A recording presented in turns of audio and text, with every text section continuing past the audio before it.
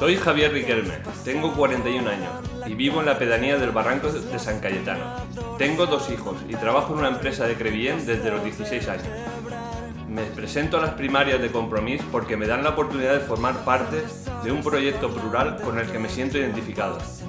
Como residente de una pedanía, necesitamos un plan de actuaciones que responda a las necesidades de cada barrio, consensuado con los vecinos. Debemos hacer políticas de conservación del medio ambiente y proteger nuestros parajes para que nuestros hijos y futuros descendientes puedan seguir disfrutándolo. Pienso que es el momento de comprometernos para cambiar la forma de hacer política y acabar con las políticas que favorecen a unos cuantos perjudicando al resto. Un cambio en Crevillent que lleve la confianza y la esperanza del pueblo hacia nuestros representantes.